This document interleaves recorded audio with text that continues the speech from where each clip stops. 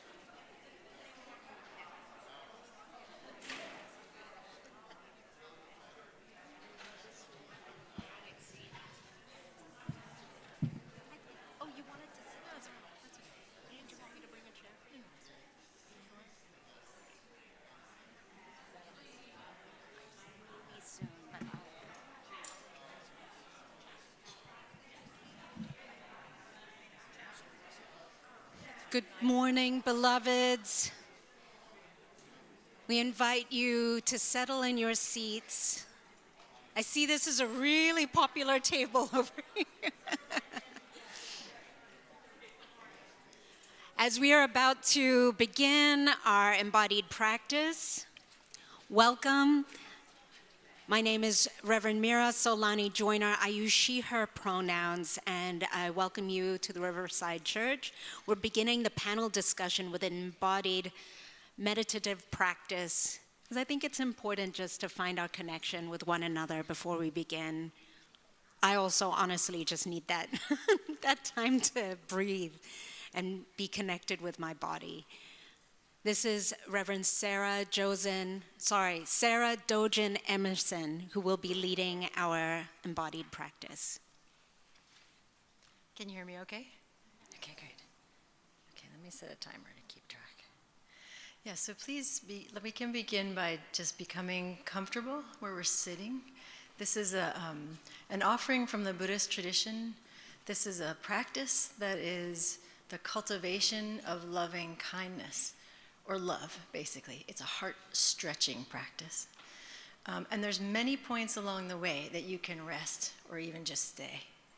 So I'll invite these different windows.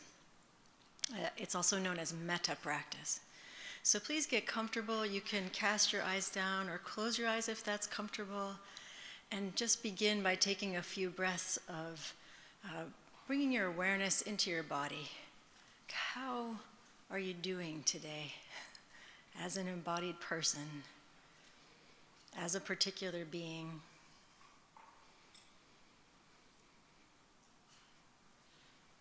What's stirring in you? Where is there ease and where is there pain? And without making a story about any of it, just acknowledging, bringing the awareness.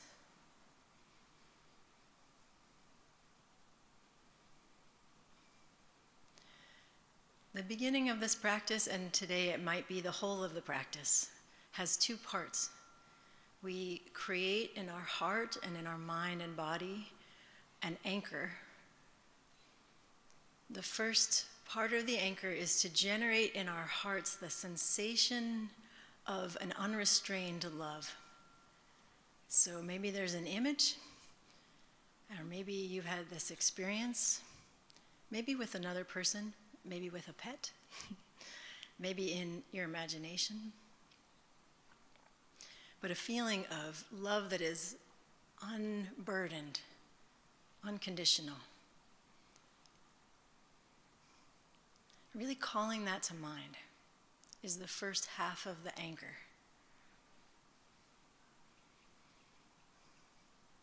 Is there someone who's offered this to you? It doesn't matter if they're living or no longer living. Again, it doesn't matter if they are human or animal or otherwise.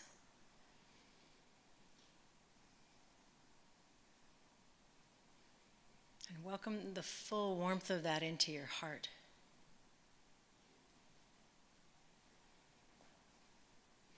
And then the second part of the anchor, and sometimes this is tricky, is to extend that warmth and loving regard to yourself.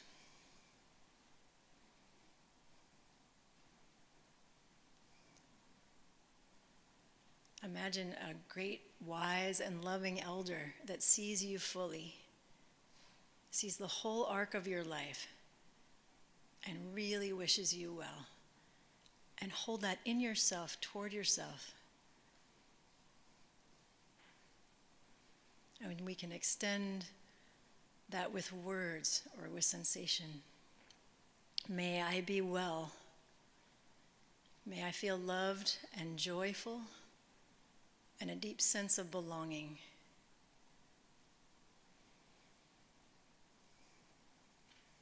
May I feel cherished and safe and protected.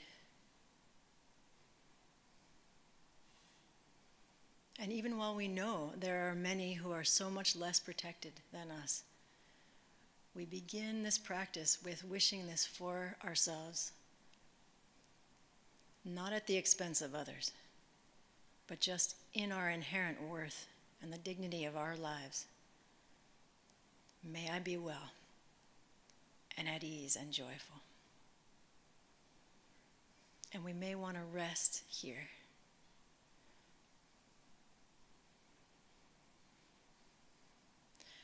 If we can find stability there, the next part is a little bit easier.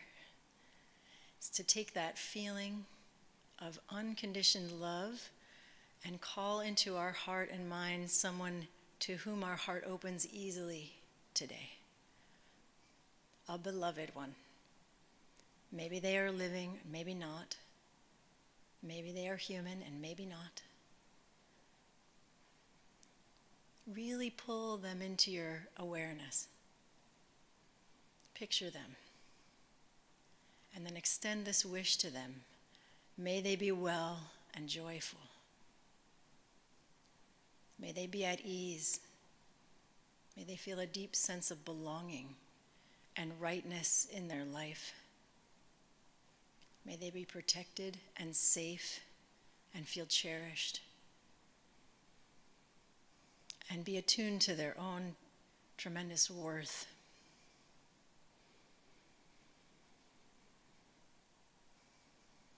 And so we've stretched the heart a little bit. And we may want to rest here.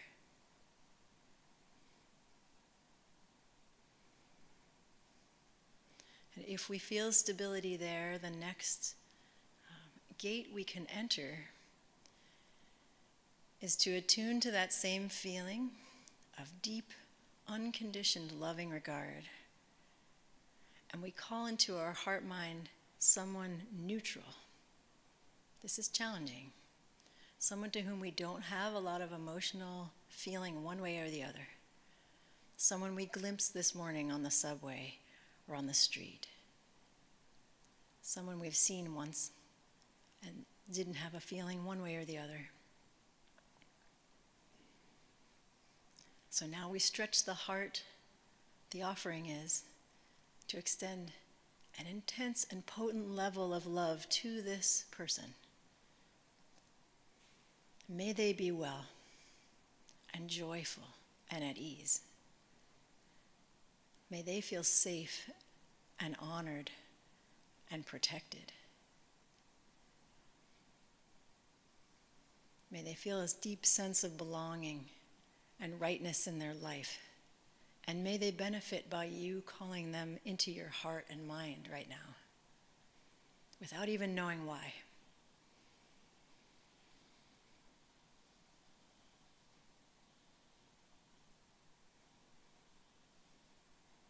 And again, we may want to rest in that practice. But the next gate we can walk into, if we'd like to today, is to call to mind someone to whom our heart does not open easily. We may know them personally or maybe not. Not the most difficult person, not the person who's caused us the most harm, but someone that we have a little bit of clenching around,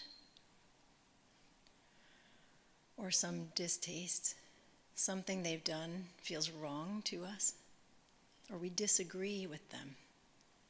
We don't like what they've done in the world. The offering is to stay in stability around our disagreement and simultaneously see if we can stretch the heart to offer them well-being at the same time. May they be well and joyful and at ease. May they feel deeply loved and cherished. May they feel a sense of belonging and rightness in their life. And may this impact them so deeply that their words and actions are shaped by love. May they benefit by you calling them into your heart and mind in ways that they cannot see or know, but still are benefited by.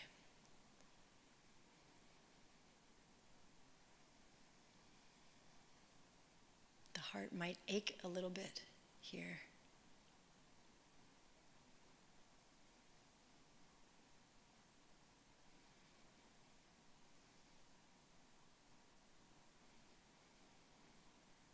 And then the teaching is, if we can find stability there, we can open up our intention of well-being as if our bodies are a pebble in a still pond. And this intention is the rippling out in the water as the pebble is dropped. So we stretch our hearts to include everyone in this room.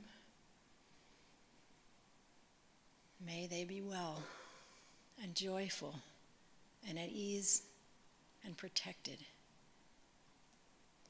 May all of our actions be rooted in love and how we are connected to one another.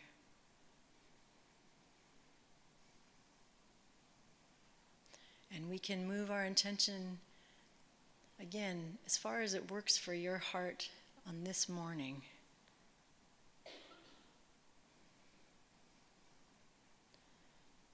As much as the heart can tolerate today. The possibilities are beyond this room into this building, and the buildings beyond.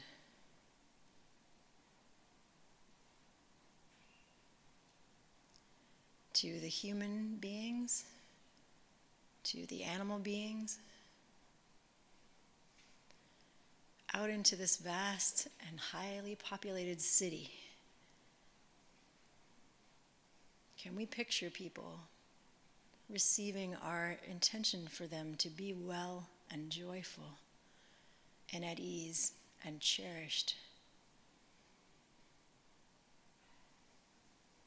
Into the water around this island, into the soil, into the bones of the many beings who rest in that soil. Maybe into the past and all the people who have passed through this land. Maybe also into the future, the people who will stand on this island 500 years from now.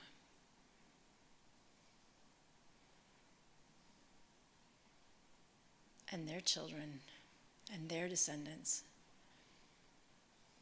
Into the oceans and all the beings whose lives depend on the oceans. Into the air, across the country, across borders, across cultures, to other cities, to places that are burning, to places that are rubble. Maybe even to the people who are causing the rubble. Maybe even to the people who want things to burn. Can we stretch our hearts to include them? May they be rooted in love and connection.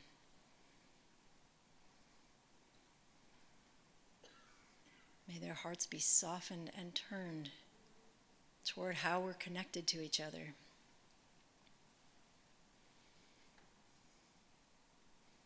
We take the anchor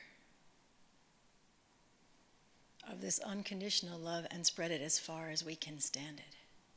Maybe beyond land to our whole planet and the sky and the atmosphere.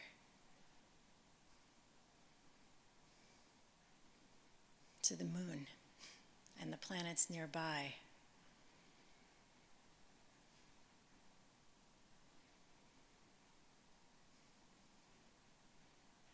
Can we feel our own heart connected?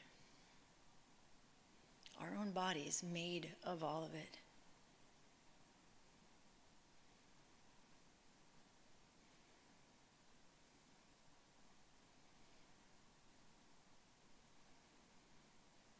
no matter how far out we've stretched the heart and intention, we take a moment now and we turn around and we picture that benefit coming back through everything that was touched. Humans and animals and trees and plants and forests and waters and mountains and roads and buildings. And we come back through to this city, to this region of this city, to these blocks, to these buildings. Everything benefiting again as we touch it with our awareness again. Into this room, to one another. May we be well.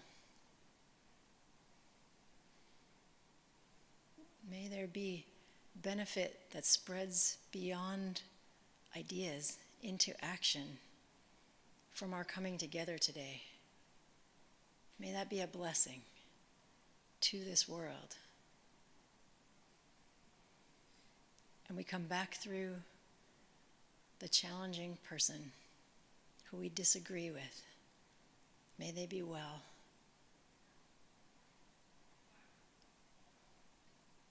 May they feel rooted in love. And through the person who's neutral, may they feel the blessing of our intention again.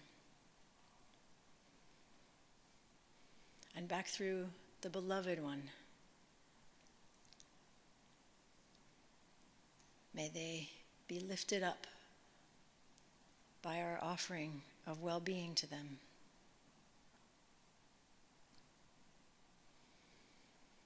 And finally, back into ourselves, we gather every being we imagined into us, into our heart, unconditionally, offering well-being and safety and nourishment and regard.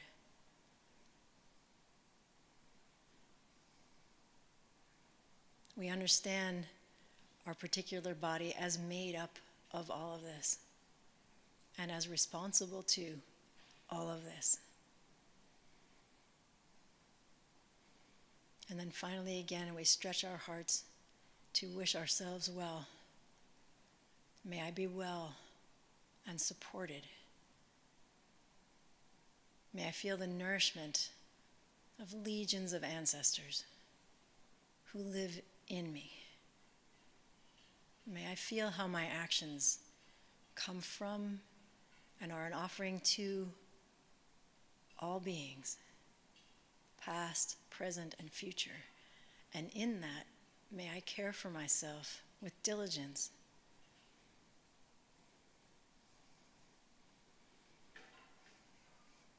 May I cherish my life and honor it, and in that make offerings of well-being and safety and cherishing of all life.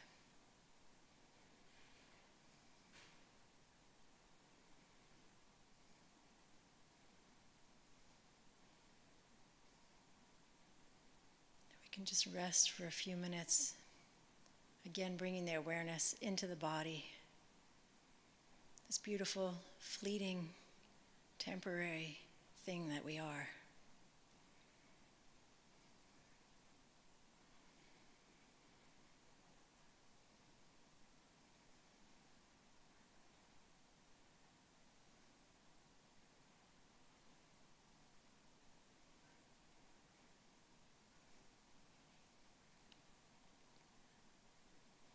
And may we feel nourished by the great capacity of our heart to extend this way.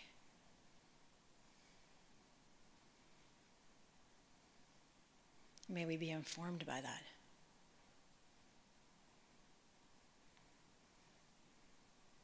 And I'll ring the bell, and then just as you're ready, coming back into the room, opening your eyes and looking around. Thank you very much for taking up this practice together.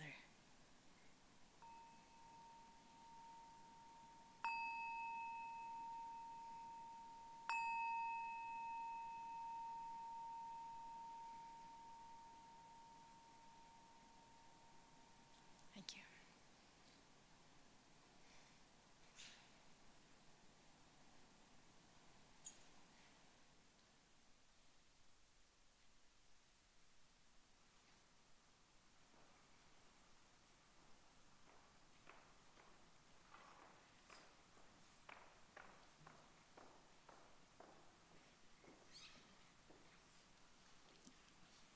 Am I the only one who is crying? Am I the only one? Okay. That was deeply nourishing. And when Reverend Mira and I were talking about what today could be, I think it was exactly what we experienced. Many of you probably know that Dr. King, I should back up and tell you who I am.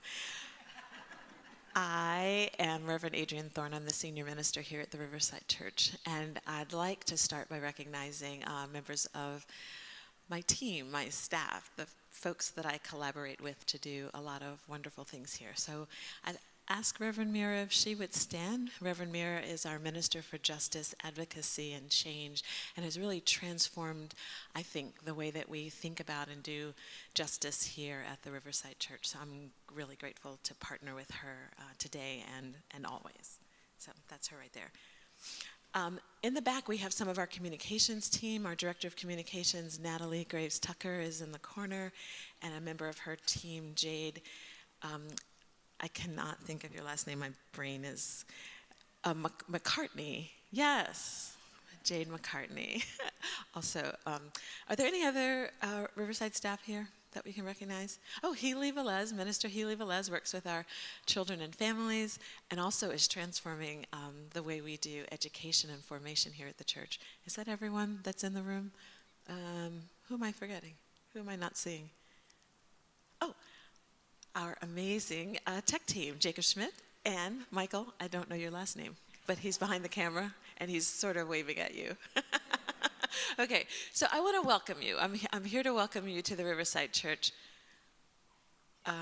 And Jabe Zeno, who just walked in. We're just introducing the staff. So Jabe works with our youth and young adults. He's like, okay. Also, transforming the way that we think about education and formation here. So whether you're here on site or you're joining us online, we just want to say welcome. We're excited that you decided to give yourself the gift of this day because we believe it will be a gift. We intend that it will be nourishing, that we will be beloved community together as Dr. King described. I'm only going to say just a couple more things. I just got back from Montgomery, Alabama on Friday night. And if you know anything about the civil rights struggle and Dr. King's story, his very first church when he was first married was in Montgomery, Alabama, Dexter Avenue Baptist Church. And I got to stand outside of that church and meet some folks who were children in that time, traumatized people who experienced bombings and burnings and beatings and who were still suffering PTSD. But what we experienced in that week in Montgomery was the incredible power of beloved community. I think that what we are doing here today with powerful leaders in a variety of different faith traditions coming together to talk to us about what Dr. King means to them from their tradition is exactly the sort of gathering Dr. King would imagine. I personally think that Dr. King would not have loved the fact that we essentially venerate him. I think his work was to point people towards the work, not towards himself. And I think that is what we are attempting to do here today. So I'm going to turn it over to my colleague, Reverend Mira, who will introduce our esteemed panel. The last thing I'll say is I'm grateful for Reverend Mira and the ways that she helps me in Riverside to think about who needs to be platformed. Riverside is an extraordinary place, and we tend to invite the folks here that everyone knows, but we believe and are moving more towards a space where we invite local, powerful, on-the-ground organizers and activists, again, as I said, powerful leaders that the world might know about. Because that's who Dr. King was when he first started out, right? He was us, and he was the leaders that we've invited here today. So we trust that you will be blessed by their presence, and we're grateful that you're here. Thank you, Reverend Thorne, for that very kind and generous welcome. As I open for us this morning, I'm going to invite our panelists to come up and take their seats. And to fill that time, I'll start with our official welcome. Good morning, beloveds, friends, and guests. It is a profound privilege to welcome you to the Riverside Church on this Martin Luther King Jr. Day, a sacred day where we remember and we recommit to the dream that Dr. King so powerfully proclaimed.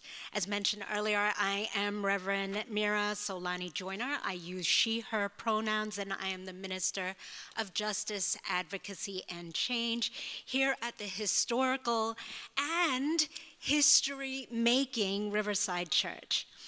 This space is the very sanctuary where Dr. King delivered his transformative Beyond Vietnam speech in 1967, challenging us to speak boldly against injustice and to counter hate and fear with the revolutionary power of love and solidarity. This morning on MLK Day and on this inauguration day that also happens to be happening, we find ourselves at a crossroads, once again called to reclaim the dream and to recommit to justice, peace, and equality for all. Our panelists here bring wisdom from diverse faith traditions, reminding us that no single perspective can hold the entirety of truth. Yet together, our voices can inspire the kind of unity that moves us beyond divisions and into a deeper sense of shared humanity. As we engage this morning, I invite you to reflect on a few questions. How does Dr. Kim's dream call you to respond to the realities of hate and fear in our world? How can love and solidarity, those enduring values lifted up by every faith tradition represented here, serve as the foundation for action in your life and in your community? And what will it mean for you to reclaim the dream in this moment? This space is one of courageous conversation and radical hope. We gather not just to listen, but to imagine the impossible, to inspire one another to take action in our own spheres of influence. Together, we are part of a movement that is not just bound by time or place, but is constantly calling us forward into the work of justice and transformation. So thank you for being here this morning.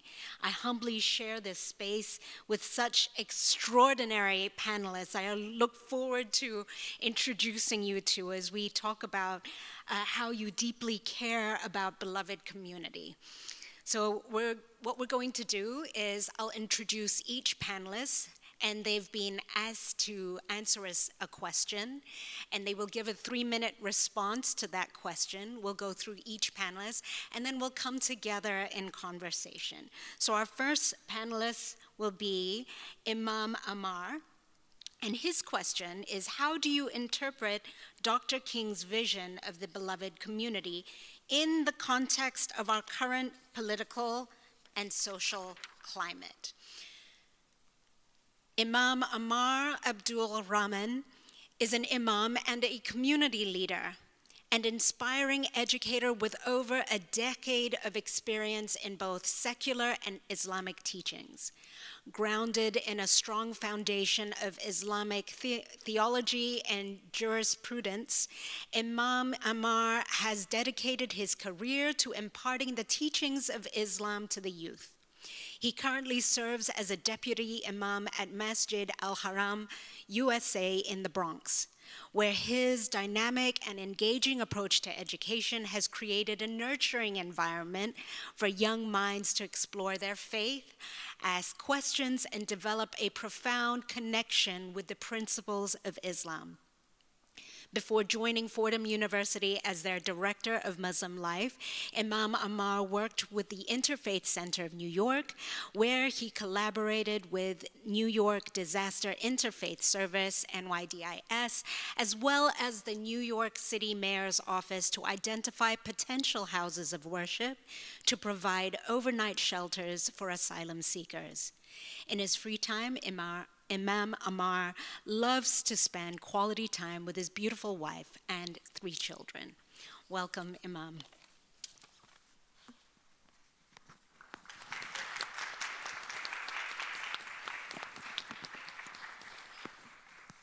Thank you. Thank you so much, Mira, for this interesting introduction. Hello, everyone. I welcome you all to this space. Not too long ago, I used to work right across here with Reverend Chloe Breyer, which I'm sure many of you are familiar with. Being here feels like coming back again, and so I'm excited to be here. But to respond to the question,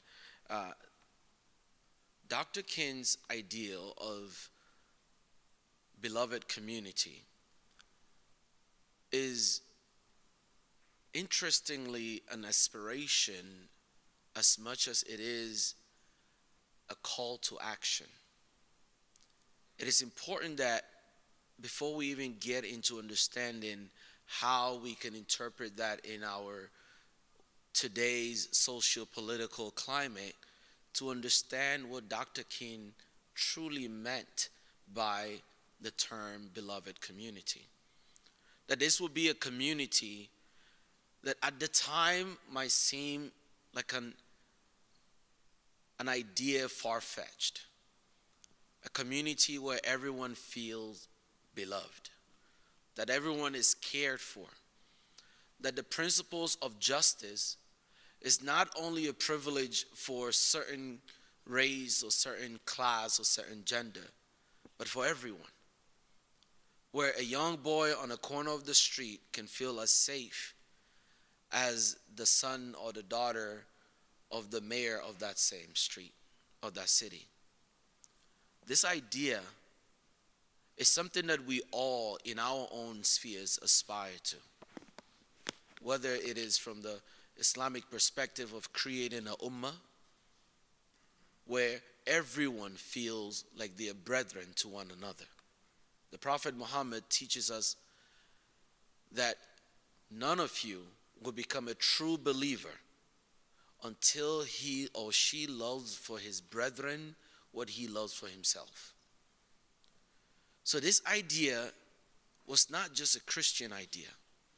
Dr. King's ideal of beloved community is just as Islamic as it is Christian. In other words, it is human. That we all come together to ensure that equality, or better yet, equity, is on the forefront of every struggle that we fight. To ensure that everyone is taken care of.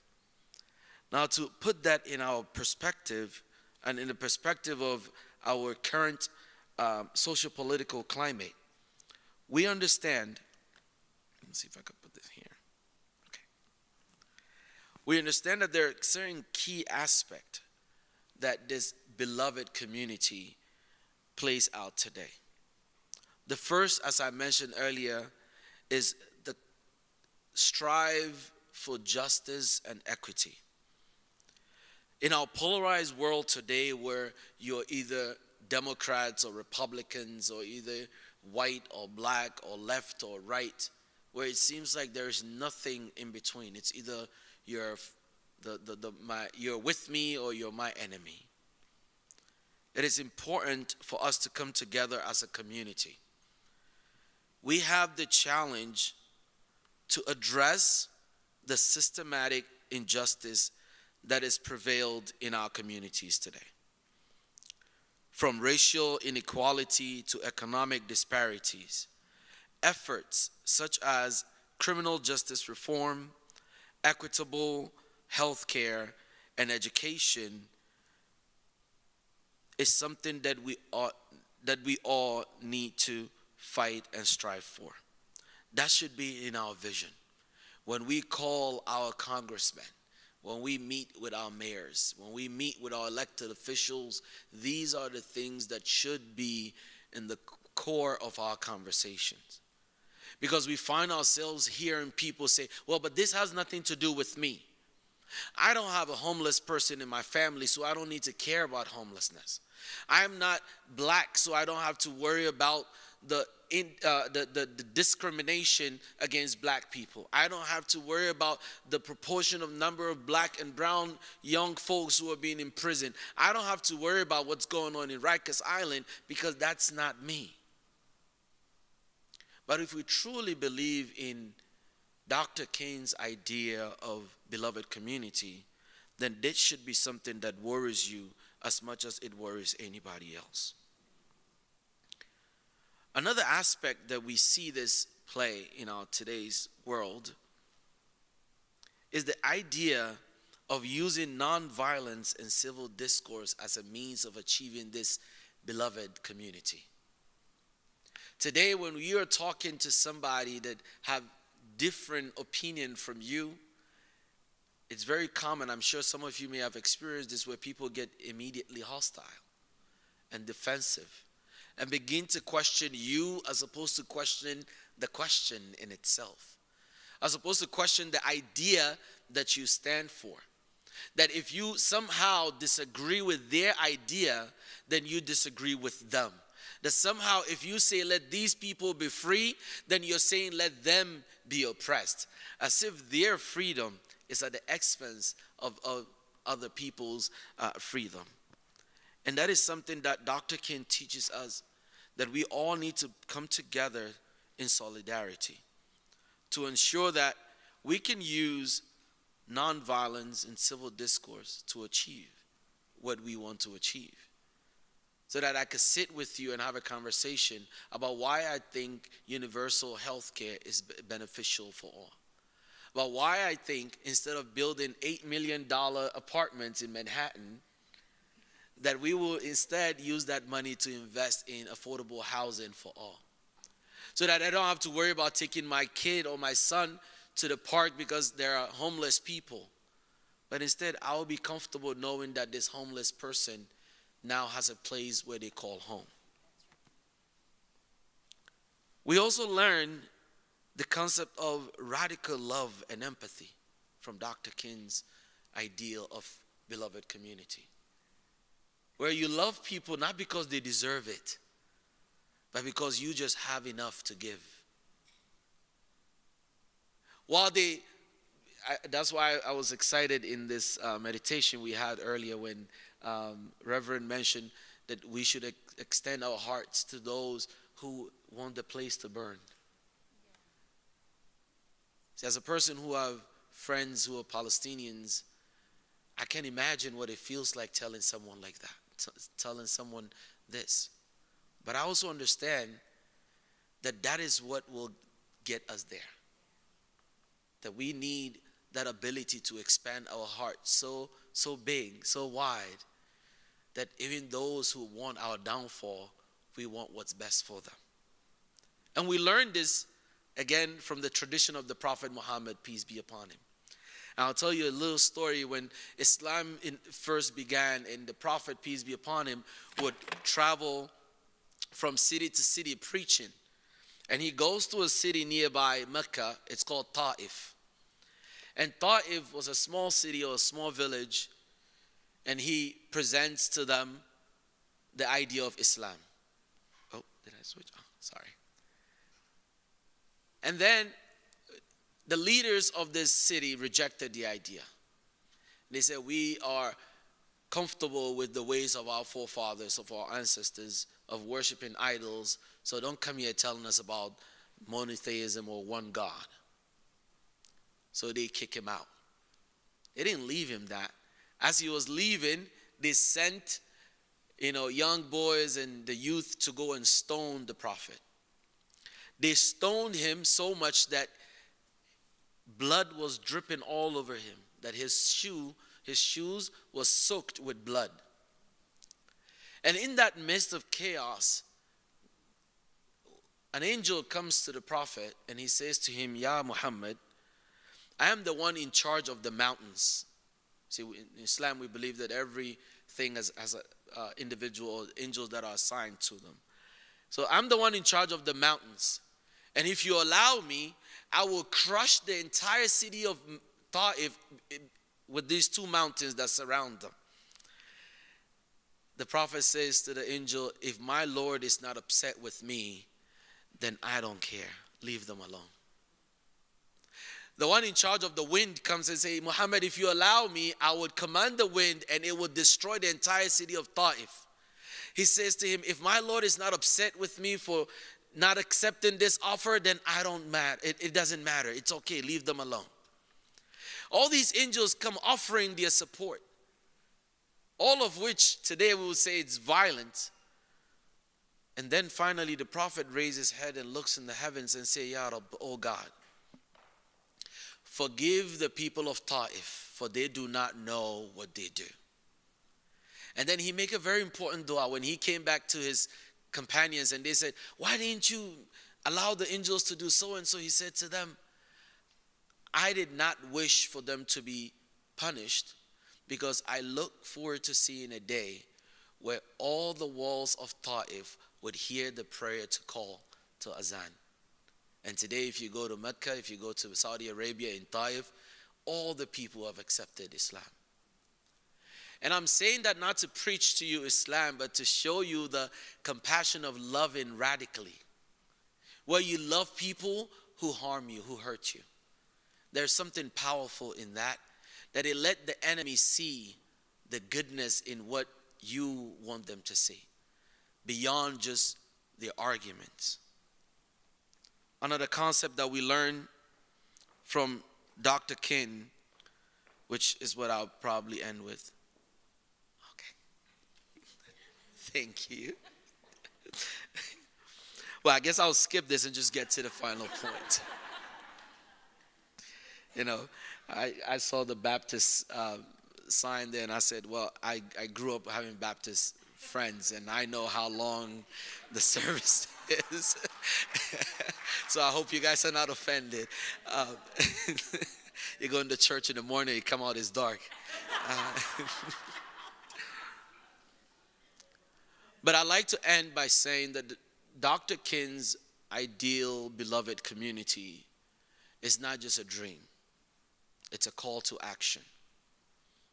And this journey, the journey to actualize this idea, is not just filled with roses. It's not just smooth and straight. There's going to be bumps and ups and downs. There's going to be people who would question you, who would question your faith, who would question the reason behind what you do. Sometimes it might even cause tension between spouses, between parents and their kids, between close friends who grew up together. But if we understand that the concept of beloved community is not just something that Dr. King wanted for the people of the United States alone, but for the globe in its entirety, then we understand that we are fighting a bigger fight, and it doesn't matter who is against us so long as we are pushing forward every day 1 inch at a time. And I hope we all in our own small spaces fight and strive to achieve this beloved community. Thank you.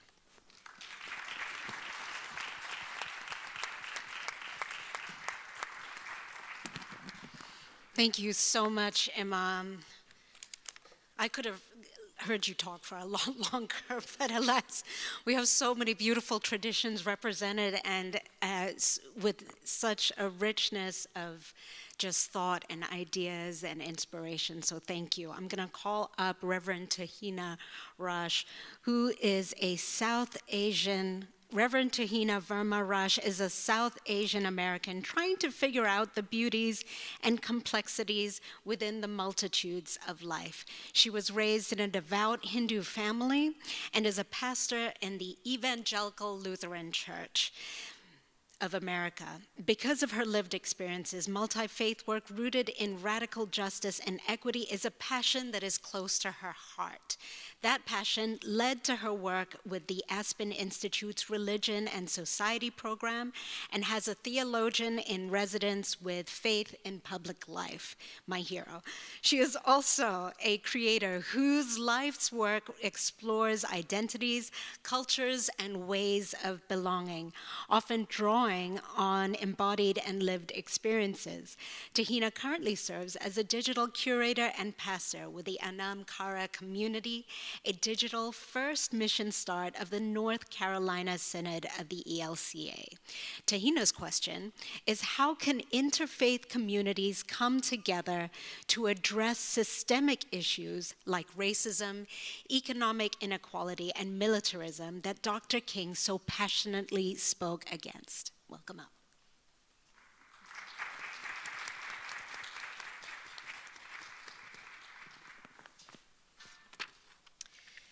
Thank you, Reverend Mira. A very large question to answer in a small amount of time.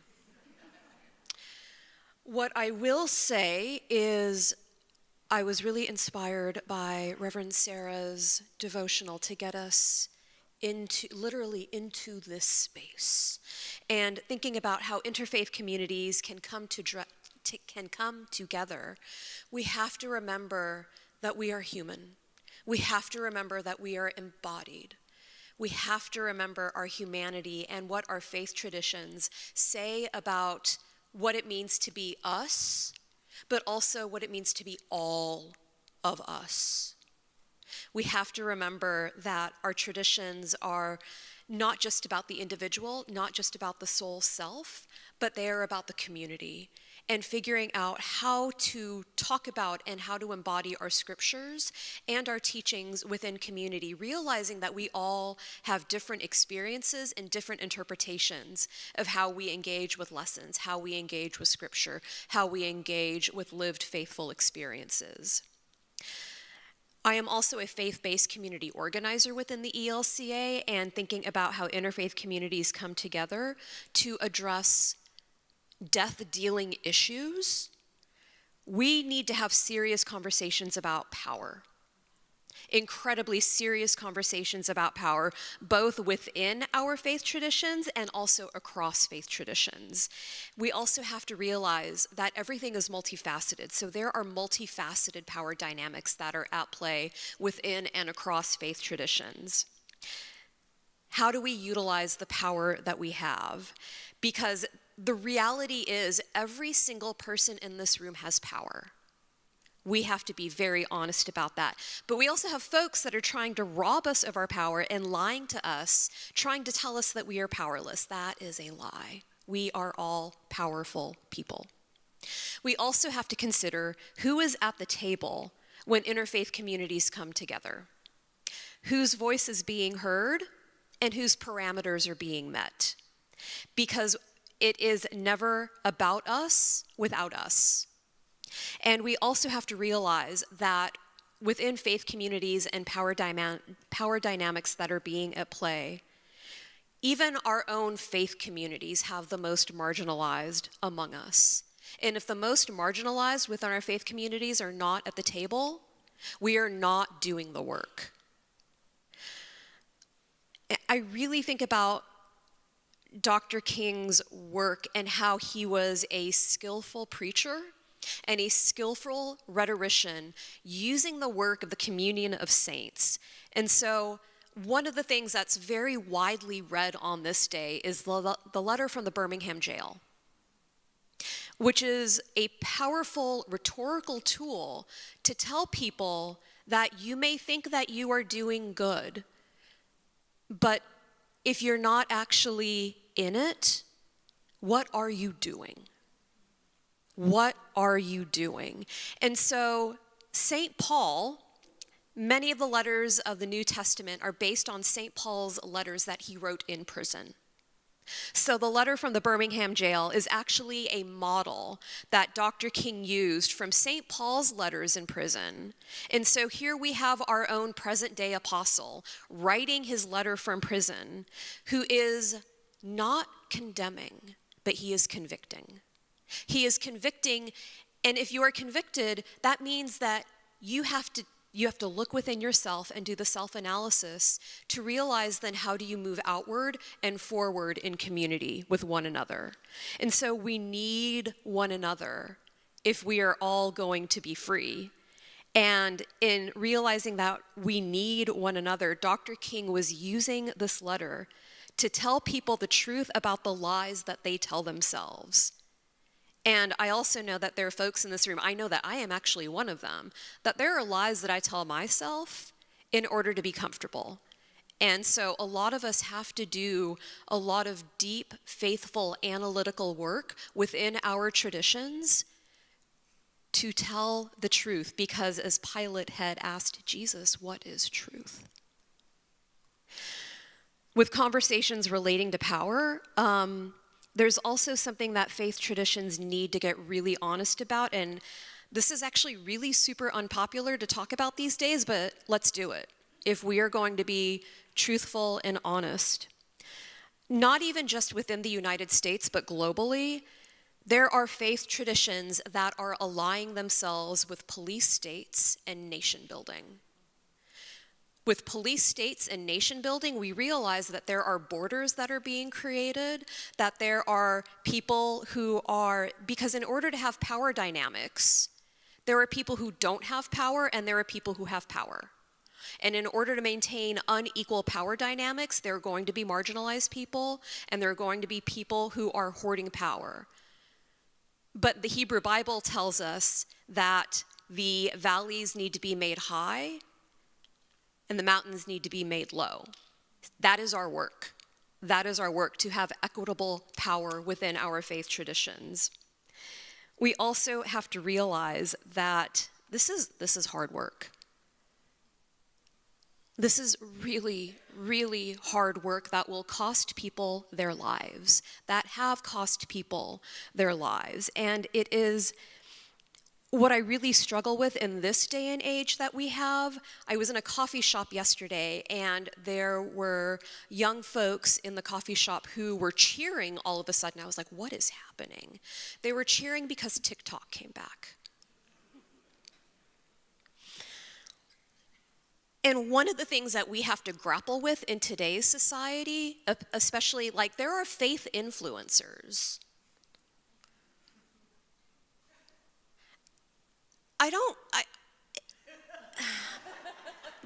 I struggle, y'all, with that. But one of the things that Dr. King had also showed, he preached a powerful sermon here beyond Vietnam. But also, if we are to look at Dr. King's history and when he starts talking about Vietnam, if you've read the most recent biography, King, A Life by Jonathan Egg, it's actually shown, like, looking at the economics of it, the money of it.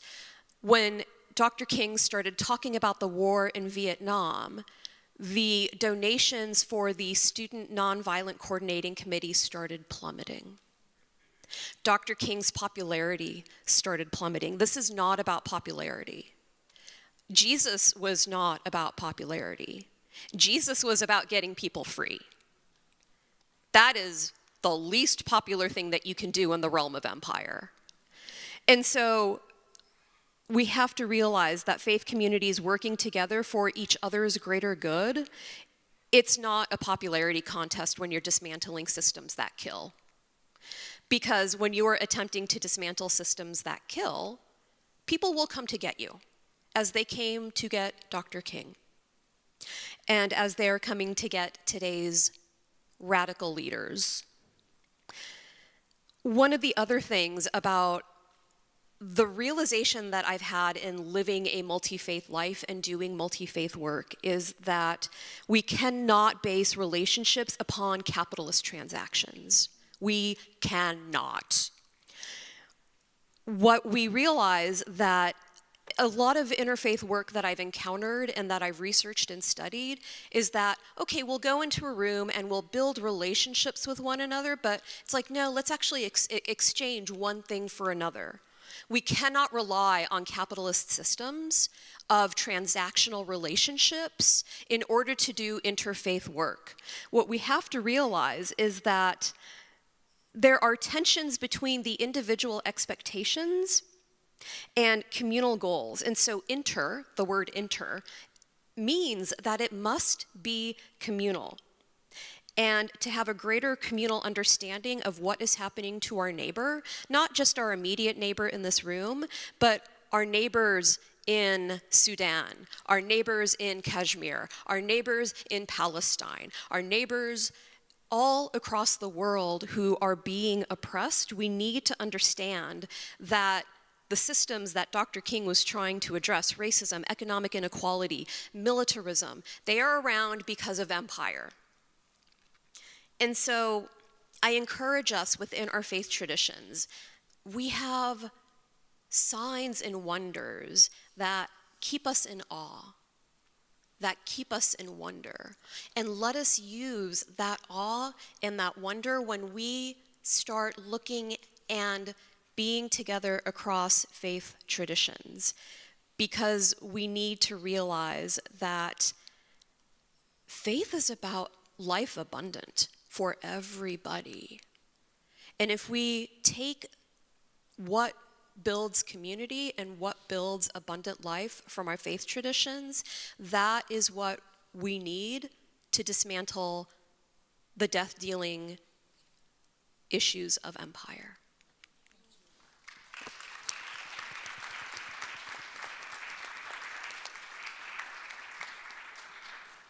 Thank you so much, Reverend Tahina.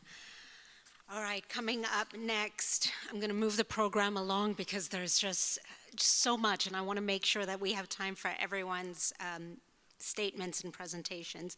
Reverend Sarah Dogen Emerson's is next, and she has a formal practice in Soto Zen.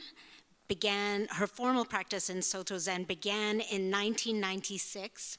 She lived and trained at Tasajara Zen Mountain Center and other sites of the San Francisco Zen Center from 1997 to 2007. She received Dharma transmission from Abbot Konjin Galen Godwin of the Houston Zen Center in 2015.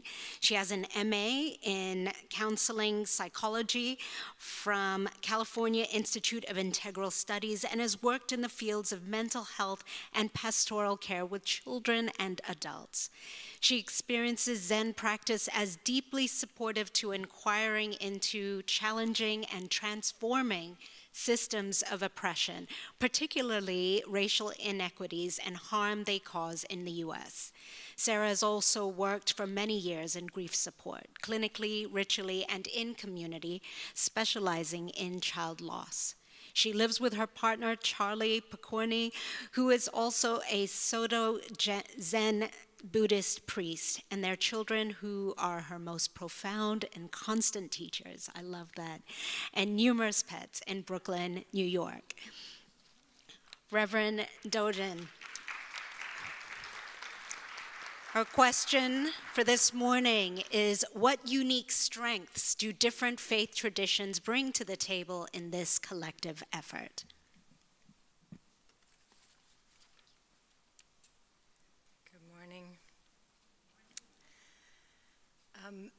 I've also been thinking about Dr. King here, giving speeches, I think, multiple times, but then, and most well known for A Time to Break Silence, or Beyond Vietnam.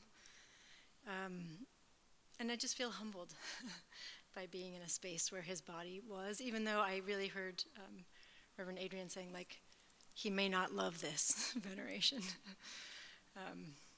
Another person who spent time in these blocks anyway was the Venerable Thich Nhat Hanh, who is a Vietnamese Buddhist priest and great teacher who just died a couple of years ago, and an activist around the Vietnam War. And their friendship was, many people say, was an important element in Dr. King's turning toward speaking more directly in opposition to the Vietnam War. Thich Nhat Hanh was a student at Columbia and Union in 1962 and 63. So I wanted to offer a couple of images from the Buddhist tradition to answer this question about what different faith traditions bring together. So bear with me as I go Buddhist for a second. One of them is an image that's traditional and older, and one of them is a contemporary image offered by Thich Nhat Hanh. The first one is the image of Avalokiteshvara Bodhisattva, or Kuan Yin, or Kanon, or in English could be rendered, the being who hears the cries of the world, the regarder of the cries of the world. People have maybe seen images of this being. In Buddhism, similar to the other folks who have already spoken, there's teaching that comes through stories and imagery, and even the figures in Buddhism are teachings. So one rendering of Avalokiteshvara, who is known as this being is the embodiment of compassion in the world, is of a singular being with 10 or 11 heads, a number of heads. And there's a fan that looks almost like a giant halo, but it's 1,000 arms. And each hand of each arm has an eye in the palm. And there's a great story, because I don't have a lot of time, I won't tell it now, about why this being has that many heads. But essentially, their grief was so intense that their head exploded. And a Buddha came down and said, well, let me put that back together for you, but not as one head anymore, as 11, so you could see in all directions, so that you could enact compassion in the world. And the arms, 1,000 really just stands in for infinite, are an emblem of the multiple ways that compassion is enacted in the world. So as I was thinking about what different faith traditions bring together, this image was so clearly in my heart of a singular body being with a multiplicity in her being. One of the things that happens for us as people in faith traditions, in our communities, we are particular people. When people come to the Zen Center in Brooklyn where I work, they come so sincerely seeking. Usually they're seeking personal relief from pain. I'll say that's what brought me to a Zen Center in my young adult life. I kind of crawled in through the door in a lot of pain, trying to understand life and death, and seeking relief for myself, honestly. I'm confessing. I had no idea I was signing up for relief of all beings. But one of the great teachings is those are not separate.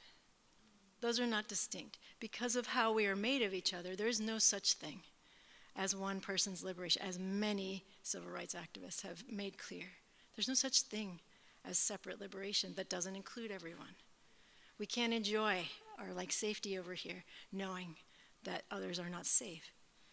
And so there's something that happens for us when we come into a faith tradition or into a faith community, which is we lend our particular selves, and our capacity gets wider. We also can see now in multiple directions. We can hear from others.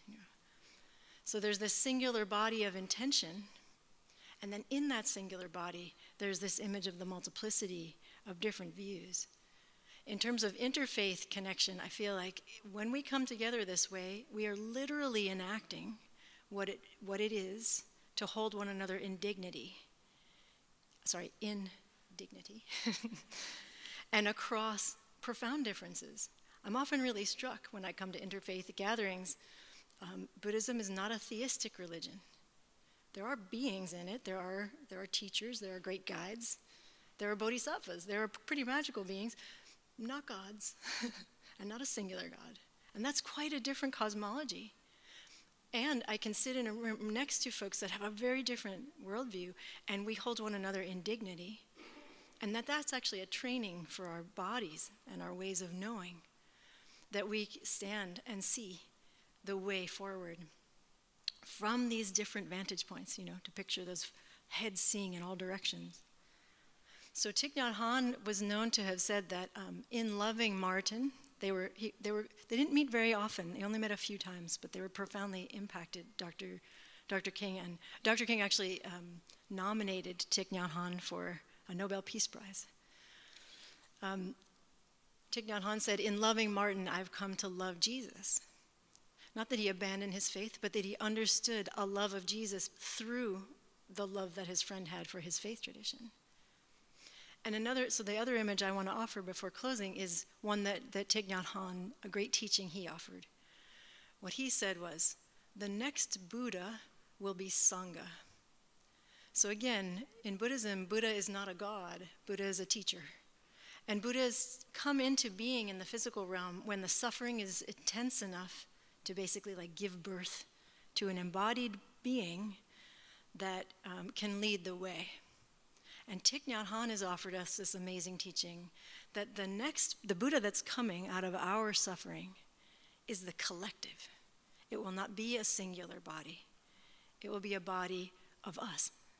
Like there's not a singular hero. There's not one person out there. There's the great strength of our collective multiplicity. And in that image, one of the things that's so salient for me is what that allows our imagination to become. And how much I want to lift up our capacity, not only for holding the pain and suffering, but for holding our imagination beyond it. And even beyond the systems that truly make us. Much as I disagree with dominant culture in the United States, I am made out of it. I am shaped by it. And I can be critical, as Reverend Tahina was saying, of that, and also at the same time keep a really close eye on that, and have the voices of others inform me and shake up my ideas of what reality is and what things feel like. And similar to Reverend Tahina, to lift up that the voices that historically have been marginalized now need to be amplified.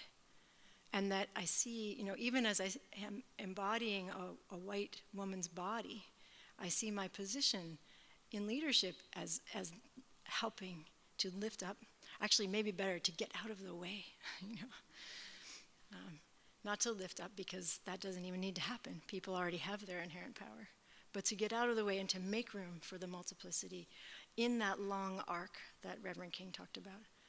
And the last image I'll give is from a teacher, an indigenous Hawaiian Zen teacher named Norma Wong, who talks about a Hawaiian practice of future story. That we come together and we really picture the future we want to live in. And we get specific. I'll add into that imagination free subways,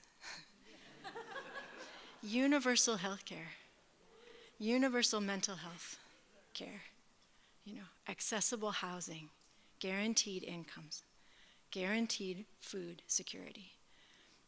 But we can get even more specific than that, and that we do that together in the collective, and that is our strength. Like that's the Buddha, as we see it, like that's coming. Thank you very much.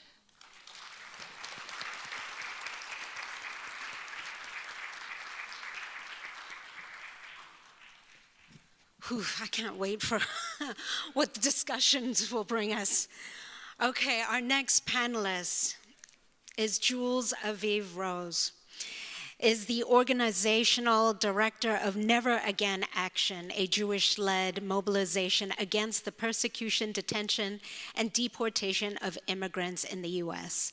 They are originally from Tulsa, where they worked at the YWCA Office of Immigrants and Refugees before relocating to New York in search of deeper involvement in the immigration justice movement, as well as more diverse Jewish and queer communities.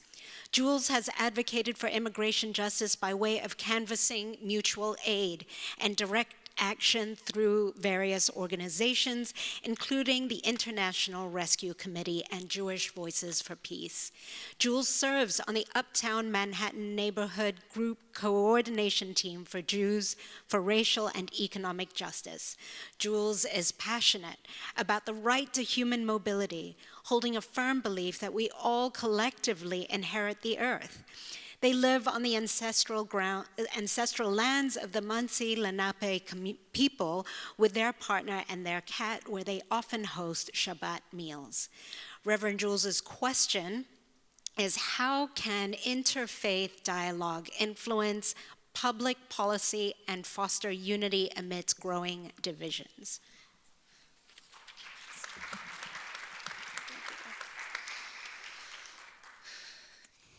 Good morning, y'all. Can't get rid of the y'all, no matter how long I've left the South. I just want to quickly say, not a reverend, which is fine. I'm really grateful to be in a room with so many faith leaders and reverends of beautiful traditions. And thank you, Reverend Mira, for inviting me to be here today. And thank you to the Riverside Church and Reverend Thorne for hosting us this morning on such an important day. In many ways, it's an important day. And it's an honor to be included. Thank you, Reverend Tahina, for bringing up the issue of power dynamics within interfaith relations, because sometimes the container of dialogue can flatten the power dynamics of interfaith relations and imply that folks of different faith systems are on equal footing to have a conversation, whereas here on Turtle Island, we live in Christian hegemony, right? And making interfaith dialogue can sometimes, start off uneven and challenging. That being said, I think that interfaith organizing, as well as some interfaith dialogue, of course, has great potential to be influential in public policy, particularly social movements. Ultimately, interfaith work makes movements stronger. You have the kind of classic examples of organizations like Interfaith Alliance, which is a national organization. I'm not affiliated with them, but just like a national organization that advocates for healthy boundaries between religion and government. They have advocated quite successfully against the Supreme Court of the United States to restrict access to mifepristone or abortion medication. We typically think of that as like religious folks are against that kind of thing. But actually when interfaith groups, when folks of different backgrounds come together, we find that our traditions call on us to advocate for freedom in that way. Interfaith dialogue fosters solidarity. As Reverend Mira said, I'm the director of an organization called Never Again Action, and we're a Jewish-led org that works with folks of all faith backgrounds to mobilize against the detention and deportation of immigrants in this country. And we believe that if we, as Jews, with a history of facing fascism and other allies who are not directly affected by this system, can add critical capacity to a multi-faith, multi-generational, multi-status movement of a base of immigrant and directly affected folks that make up the immigrant rights movement, then we can fight winnable campaigns. But to reach that critical mass and get that support, it has to be a multi-faith movement. It has to be multi-status, multi-generational. And I think everyone here knows that there is something uniquely powerful about multi-faith coalition. These were observed in Dr. King's time, and during the nonviolent protests in the South. And because America is a country that in a lot of ways does value religion and religious freedom, these interfaith coalitions, they become impossible to ignore after a while. Interfaith work has historically been and continues to be powerful groundwork for solidarity, which is absolutely needed to build public support to change the policies that we all know need to be changed, from free subway to, arms embargo. On the other hand, I just want to name that we should be cautious of more sinister claims of interfaith causes in the realm of public policy, namely the Israel lobby. Although Israel claims to be a Jewish state, the largest pro-Israel organization in the United States is Christians United for Israel, or CUFI, which has 10 million members. Mind you, there are only between 5 and 7 million Jewish people in the United States. I've come to see that Israel is actually quite a Christian project. CUFI, Christians United for Israel, lobbies for more and more military funding for so-called Israel, who is committing genocide against the Palestinian people, which is in complete opposite of Jewish values. In Judaism, we believe that every person is a universe. Every person is a universe. And I know that many faith traditions share this value that, like, you know, if you save one person, you save the world, the whole world. On the other side of that, we've seen some of the most powerful demands for a weapons embargo against so-called Israel when our communities of faith come together. I've experienced some of the most powerful actions in the streets of New York and in DC with Christians for Palestine, anti-Zionist Jews, our Muslim siblings, our Hindu siblings, our Buddhist siblings, come together to disrupt business as usual, to scream in the street together. And I believe I've even done actions with some of the people on this panel, and it's an honor to be able to say that. And you know, there's so much work ahead. We're so far from a free Palestine and so far from freedom of empire, but I want to take a moment to bring in a verse from the Pirkei Avot, which is a Jewish text that says, I have this in a huge poster in my living room. I have to remind myself all the time. It says, you are not obligated to complete the work of tikkun olam, of repairing the world, nor are you free to desist from it.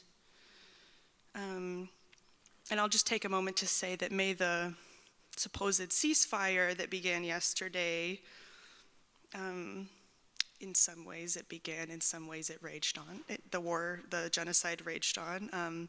May the so-called ceasefire really happen, and may it hold, and may the apartheid and occupation of Palestine end within our lifetime. And I'll end with Free Palestine, Free Sudan, Free Congo, Free Puerto Rico. That's all.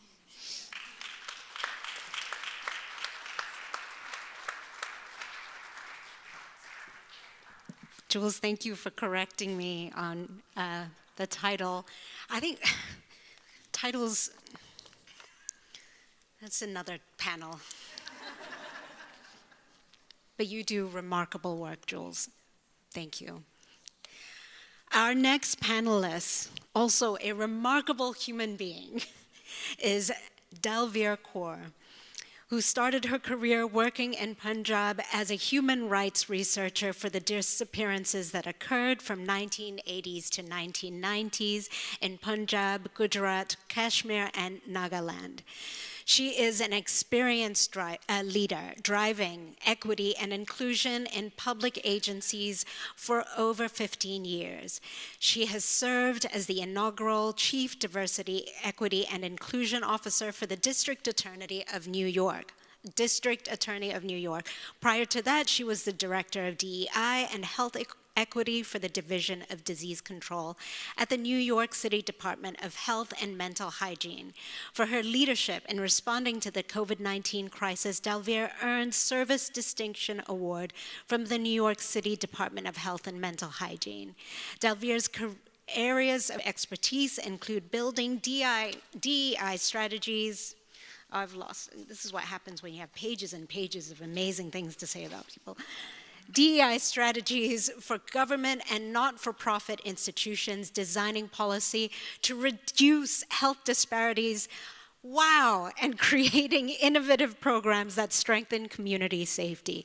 Y'all, we're really, really so blessed to have this amazing panel. Delier has a master's in human rights from Columbia University. Welcome, Delier. And her question is, Dr. King often spoke of the fierce urgency of now. What are the most pressing challenges we face today in realizing his dream, and how can faith communities respond with urgency? Thank you, Delier.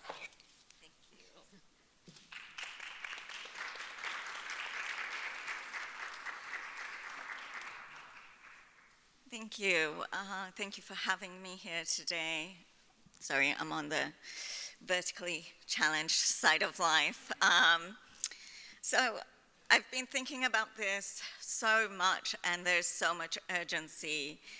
And I have a couple of quotes. I don't know if I'm going to use all of them, but I have to go with the first one, which is from Zora Neale Hurston. And she wrote, "If you are silent about your pain, they'll kill you and say that you enjoyed it." And to me, that's where urgency is today. And that's where urgency is today, because as all of my fellow panelists spoke, I thought about the Black lesbian writer Roxane Gay in her book Opinions, when she wrote about one incident where this Black gentleman passed away, and it covered news for 2 minutes. The following day, a dog died, and it covered the news for 15 minutes. And she said, "That's when I realized nobody's coming to save me." And that broke my heart so much, because I'm sad for the dog, I am. I'm sure it's really cute, but that Black guy, he didn't die. He was lynched. And that wasn't in the 80s, that was in the 2000s. So when we think about urgency, I am not going to ask any of you to continue doing this work without making sure your act of urgency is to take care of yourself. Because this work is hard. And this work has been hard for so many years, and people are tired. And this is very controversial, but I don't want to hear about allyship. I really don't. I want to pick you up, I want to move you out the way, because even with me bringing my chair to the table, apparently you can continue to talk over me. No, please don't. And I really appreciated that about Reverend Sarah, to just say, maybe I just need to move out the way. And even I need to move out the way, because I come here with some privilege. And even in my privilege, I will say that I, as a person of faith and a person of a very small faith, I have walked in all of those positions that were named, which could be so great, but most of the time I have experienced racism. I have experienced so much racism in those institutions, and yet I have privilege. I have been asked to take off my turban, which I wear for race reasons, so that they can photograph my ID. And that, to me, is unbearable. So I want to say, yes, let's do the food programs, let's do the free subway, let's get equitable health care. But, Luigi's sitting in prison, so, that one's still up in the air, so I don't know what's gonna happen. But yeah, let's get equitable health care. And what does that look like? And for us, standing here, maybe that's just about education, like telling our congregation that you can get preventative tests for free. Because I'm not going to stand here and tell you to do stuff that you don't have the money to do. I can't continue to tell Brother Omar's community to find shelter for immigrants, because there is no more money in that pot. And communities can't continue to contribute financially when we are depleted of resources. Free meals is something that my community is really known for. We give free meals everywhere. And luckily, most of my brothers and sisters work in tech, so that's great. But eventually, that doesn't solve the problem that each community has its own dietary restrictions, and I know we're not meeting them. So it isn't enough. I want those acts of urgency. And I spent a lot of last year fighting, and I was not kind about it, but I was fought with everybody. No, we need to free Palestine, and we need to free Sudan, we need to free Congo. My mother is actually the daughter of a Congolese slave. And people can't, looking at me, most people can't tell that. And, but we don't hear those stories. And the rhetoric in our media is about one thing and one thing only. I don't want one country to have its sovereignty. I want all countries to have their sovereignty. I want all of you to be sovereign. And that comes with the audacity and the ferociousness to take care of yourself. So the urgency here for me is that you take care of yourself, because it is going to be hard, and to take care of your congregation. We are a sad society. I was kind of happy about the ban of TikTok, I'm not going to lie, because we are depicting a very happy community on social media. We're forced to be happy. We're forced to say, look, I look great. I have this, I have that. But we are committing suicide at higher rates than ever before. We have to think about that. And so my act of urgency with my community, and my ask of all of you, is to really think about how can we create community. Nobody is going to survive without community anymore. And community doesn't have to be just faith-based. It could be tribe-based, it could be issue-based, it can be I like your clothes-based. I don't care what it's based on, but we're going to need each other, because we're not going to heal alone. 8 years ago, unfortunately, I lost my husband. I was 35. I'd lived in this country for 2 years. I had no community, nothing. And people swooned in and picked me up. And I have community today. Those people are my friends. I'm the godmother to 2 very feisty young people. And I've gone to so many weddings. And that's a journey that I can say that I've taken because of a loss. For those people that know me, know that I sing badly. So don't be excited about it. But our scriptures are written in verse, and I was thinking, should I sing? Should I not sing? And I couldn't get the prayer out of my head. And the prayer is, Sone yaar hamare sajana ek karo benantiya. And basically it says, oh my beloved God, I have one ask of you, just one ask. And this is where I will quote Martin Luther King, and he says, life's most persistent and urgent question is, what are you doing for others? And that's what I'm going to leave with you all today. What are you doing for others? But I will add, what are you doing for you? So, thank you.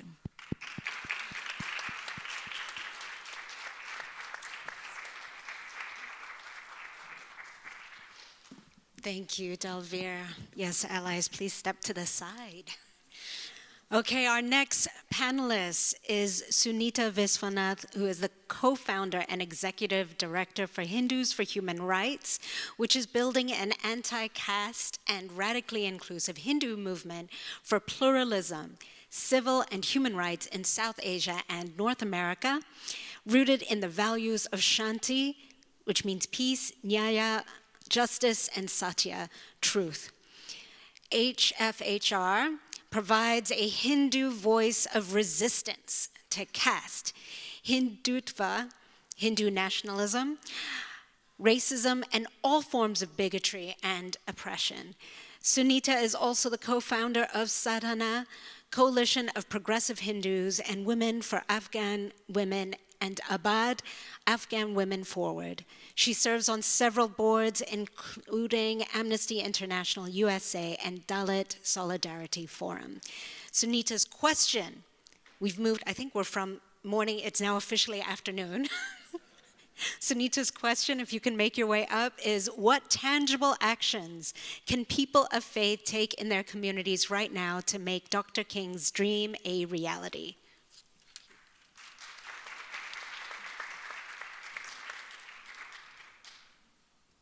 Thank you, Reverend Mira, Reverend Thorne, everybody. I'm so honored to be here.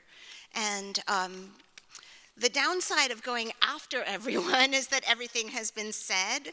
And so please take my remarks as an affirmation of these deeply inspiring and urgent concepts and teachings for an undoubtedly difficult season ahead of us. I want to begin by saying that I come from India, and the country that I am from is currently in the throes of a Hindu nationalist authoritarian regime.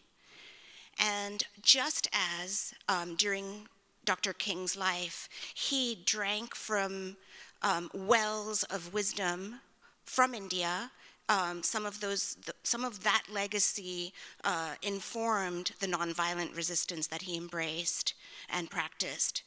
I want to suggest to all of us that today, given that India for 10 years and for the next 5 years is going to, it has been and will continue to be governed by an authoritarian dictatorial rule, there are ways in which we can learn from how Indians of conscience have been surviving and resisting. And so that legacy can continue. And we must make those connections. Also, the moment that we're in this country, we must recognize that the far right in this country is populated by people that look like all of us. The Indian diaspora community, the Indian American community, is among many minority communities that voted for this incoming government in large numbers and have shifted towards the right. And if we recognize the multi-faith, multi-race nature of the far right today, we will be able to organize ourselves into a resistance that is appropriate and hopefully successful. So, this is a painful, bewildering moment for all of us. Somehow our nation has given a landslide victory to an incoming president who spews racist, xenophobic, and misogynistic rhetoric, and who promises to reverse our civil liberties, deport thousands among us, and hasten the destruction of our very planet. And the outgoing government has made common cause with the rich, betraying the working poor, and has overseen and funded to the bitter end the slaughter of at least 50,000, but likely many tens of thousands more men, women, and children in Gaza. What do we do? I feel like mighty Prince Arjuna in the Bhagavad Gita, despondent, paralyzed with grief, confusion, despair. What do we do? Dr. King spoke right here in this hallowed church 1 year to the day before he was assassinated, giving one of his most significant speeches, not about racial and economic justice in America, but against the Vietnam War. What Dr. King teaches us about action is remarkably resonant with what I learn from my own Hindu tradition. Dr. King acted from his heart, his faith, his convictions, and his conscience, paying no mind to not only the unpopularity of his positions, but the very real risks to his life. He spoke and lived by his truth. This, for me, is the concept of dharma, which Lord Krishna imparts to Prince Arjuna in the Bhagavad Gita. We must all, each and every one of us, decide for ourselves what we believe in our hearts and live accordingly, without fear. Dr. King was not celebrated and revered during his life. He was reviled, beaten, jailed, and eventually shot dead. The day after his speech, right here, the major papers of this nation published scathing critiques, editorials, and even the NAACP said it was a mistake that he connected his work for racial and economic justice to the anti-war movement. We too must be ready to face the heat when we act out of service of our convictions. We too might be beaten, fired, jailed, or worse. Nevertheless, we must act, and we must act now. Dr. King bellowed from this very church. We are now faced with the fact, my friends, that tomorrow is today. We are confronted with the fierce urgency of now. The entire Bhagavad Gita is a call to urgent action. Lord Krishna tells Prince Arjuna that he must lift his inconsolable, despairing self and do his dharma. And inaction is not an option, for inaction too is a choice with its own consequences. And finally, Dr. King refuses to sever us from each other. He called for a worldwide fellowship that lifts neighborly concern beyond one's tribe, race, class, and nation. He says, it is in reality a call for an all-embracing, embracing an unconditional love for all mankind. Dr. King's beloved kingdom is none other than what I recognize as the Hindu tradition or concept of Vasudhaiva Kutumbakam, the world as one sacred family. The divine is present in you and me, equally, identically, no matter who you are. In the season ahead, we must navigate the adverse winds with love. We must be what Dr. King calls in the letter from Birmingham jail, which was a response to people who called him, among many things, an extremist. He says that we must be extremists of love. We must search for a place of connection with everyone we meet, even our adversaries, no matter their race, religion, or political persuasion. We must humbly devote ourselves to listening and learning from those who have a different belief, and allow ourselves to be transformed with every one of those relationships. And in doing so, we will build the bridges of radical love, of extremism of love, so urgently needed to take us from here to a more just, compassionate, and united world.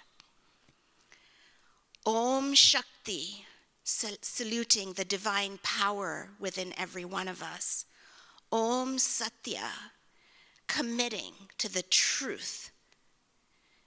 Om Shanti, praying for peace here and in every corner of this planet.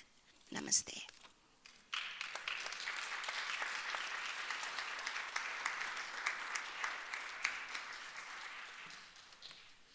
Beloveds, as I introduce a question for our entire group of panelists, I want you to be thinking about your own questions that you might want to ask. We won't have time for everyone's question, so I invite you to just spend the next few moments as we get ready for the next part, just thinking about the kind of question you'd want to ask. We have a wealth of knowledge up here, and to use the time to ask thoughtful questions so that we can make the most of the time to hear from our panelists. Now, each of our panelists have talked in some ways about the collective and the need for us to all come together to listen to the most marginalized and most impacted, to recognize that the suffering of one is the suffering of all, and so the freedom of one means the freedom for all of us. So I wanted to ask, there's clearly a rhetoric, a harmful rhetoric that is being used as a tool of oppression, harmful rhetoric around xenophobia and racism and misogyny. I wanted to ask, in your communities, how do you resist this tool of the oppressors to pit us against one another, to pit issues of injustice against one another? How have you resisted that in your communities to bring about solidarity? And I haven't thought about who would best answer this first, so please, if you feel so moved by the universe. I can go. I come from. And bring the mic right up. Thank you. Is this better? Yes. I come from a very large South Asian religion, and unfortunately for them, I am one of 3 daughters, which was very devastating for my parents because they were hoping I would be a boy, and I wasn't. And so apparently they didn't eat for a week because I was so devastated.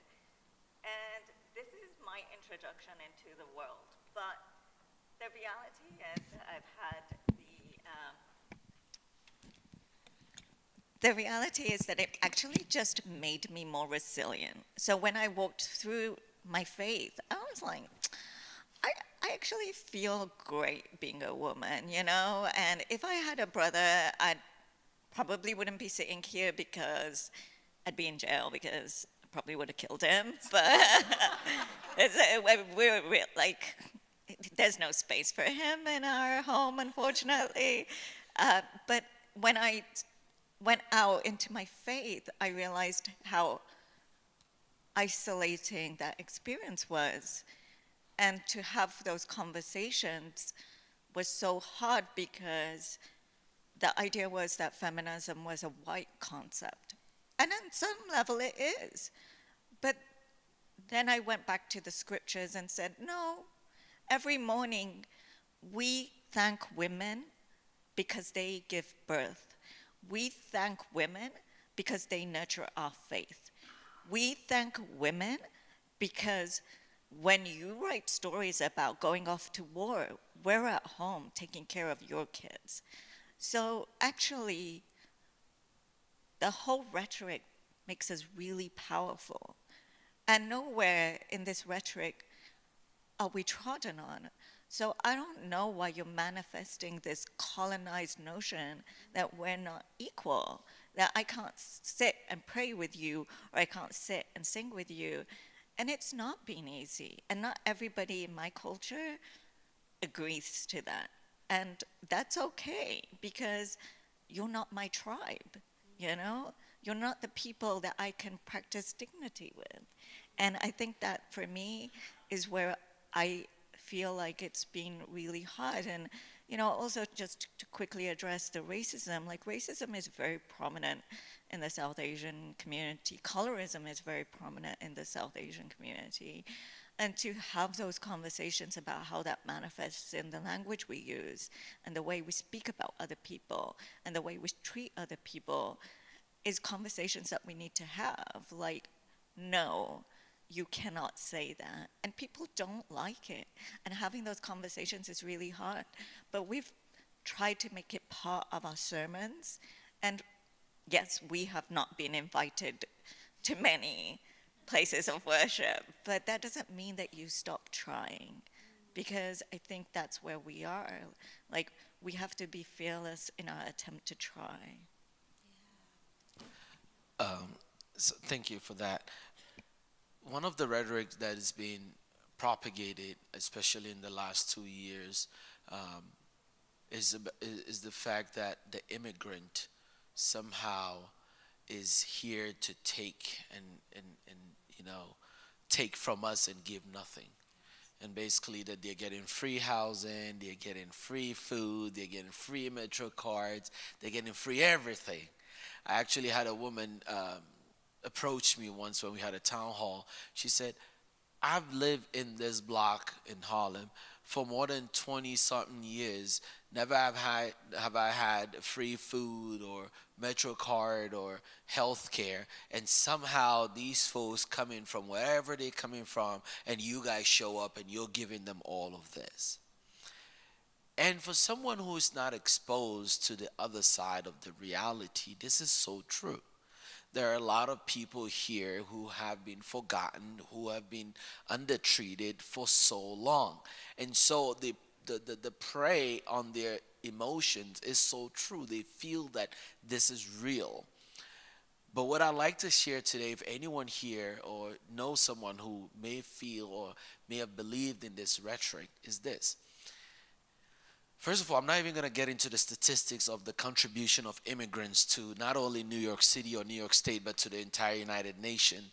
We're not even going to talk about the fact that the United States in itself was built by immigrants. We'll talk about whether they're immigrants or they're invaders. We're going to talk about that some other time. But the point is, immigrants come in, and they, yes, maybe in the first few years may take whatever it is they get, but they don't just sit down and keep taking. These are the least communities to end up homeless. These are the least communities to be uneducated. These are the least communities to engage in crime, and the statistics are there for you to see. But I want to share a real story that I think that each of us may be able to connect with it. So last year, I worked with ICNY in connection with NIDIS, which is the New York Disaster Interfaith Services.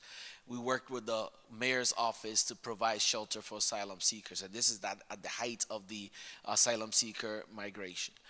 And then we had a mosque in the Bronx, I think 211th Street or so. And this mosque is literally a makeshift mosque. It's a two-family house where the basement has been turned into a mosque. And the imam happened to be someone whose father is prominent back in Senegal. So many of these asylum seekers, when they come in, they know that, oh, Imam Nias is in the Bronx. So they give his name from airport, and they are sent straight to his mosque.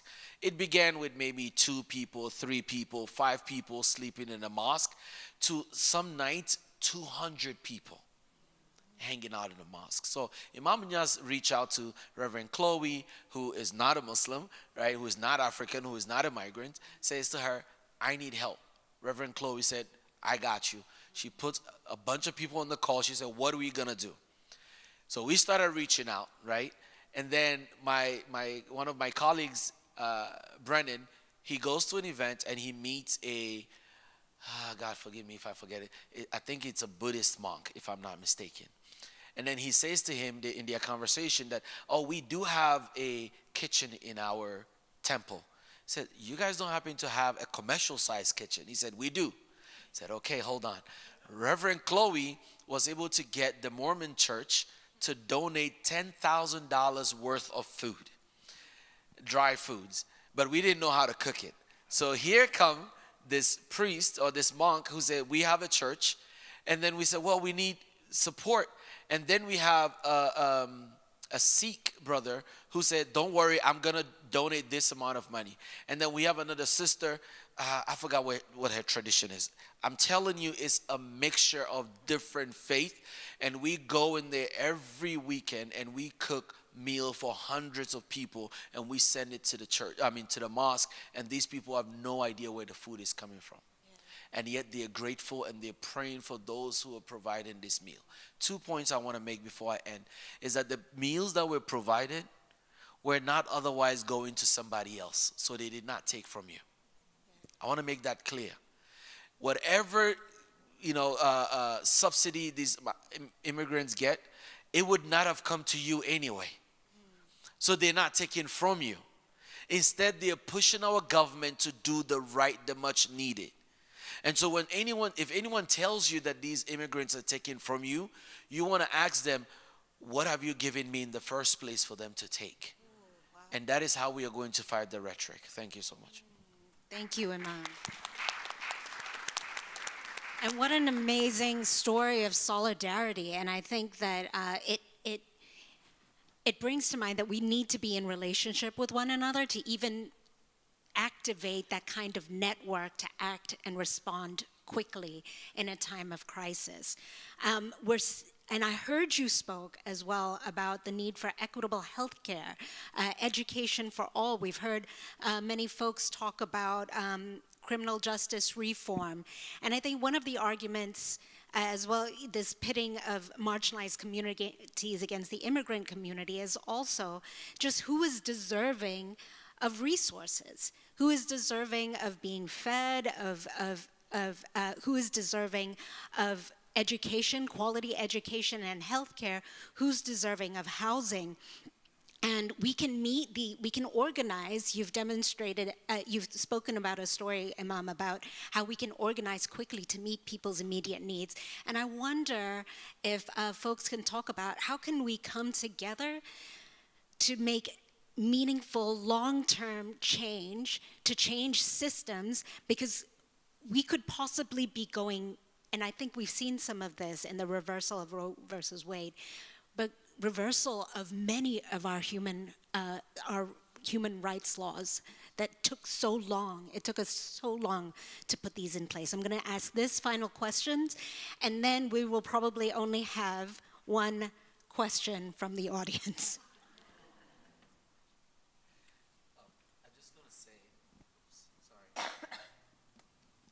One thing that I wanted to add in my speech that I think would answer your question, so the rest could go, is the fact that in order to make sure to ensure long-lasting systemic change, I think we were talking about it earlier, about how we come together, we speak, and maybe we see something happen, but it doesn't leave a legacy. Like after a while, we could lose it, right? It's because sometimes the work is left for people like those on this panel to do, to keep going to the rallies, to keep marching, to keep doing. It's somehow we are being fed this notion, this idea that in order for me to be able to achieve or to be able to get this systematic change, I have to be this type of person, this kind of person. You know, like I have to be like Dr. King to be able to reach the office of the president or the office of the elected official. But we need to understand that, as my fellow panelists said, that the power is in our hands. And so if we start taking that power and actually using it, then we will be able to have long-term systemic change, so that it's not just for the clergies or for the activists to make sure that happen. Because if elected officials could come to you directly and have you vote for them without them really doing anything, then they would not respect the work that we do. But if they know that if they knock on your door, the first question you're going to ask them is, what's your stance on this? What are you going to do? Why did you not vote for this? Then they'll respect when we reach out to them and tell them the things to do. Yes, thank you. Others, especially if you haven't said anything yet. Well, Dr. King, if he had lived longer, was devoting himself to what he called the Poor People's Campaign. And it wasn't the Black Poor People's Campaign. It was the Poor People's Campaign. It was a unite the poor, white, black, and all the poor of this land. And that I think should give us a clue as to, because we have to ask with humility, we have to ask ourselves why we are here and what in all of our work for our lifetimes, for many of us, has not worked. Why are our rights being reversed? Why are we going backwards? And I feel, and I'm sure there are people here who don't fully agree with me, I do believe, though, that one core mistake we have committed is that we don't fully join hands with people who are different to us, who are different race, religion, class, etc. We don't, and of course the different political persuasion. We don't do that. And in my own context, I'm from an upper caste Hindu family. I grew up in a house where untouchability was practiced.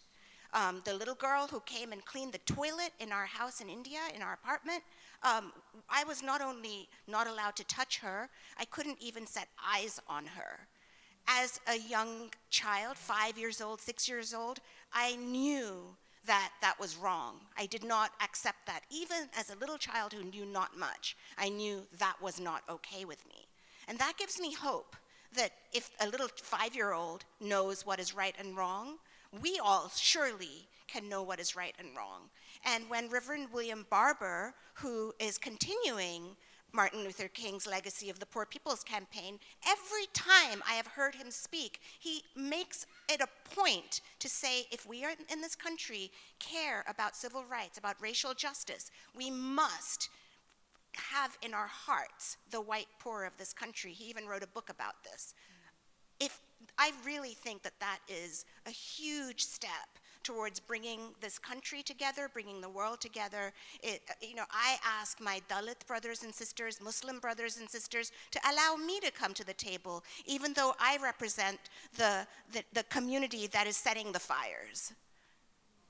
And it is with great, I'm so grateful when I am allowed at the table, even though I come from a community that is perpetrating so much hell on human life right now.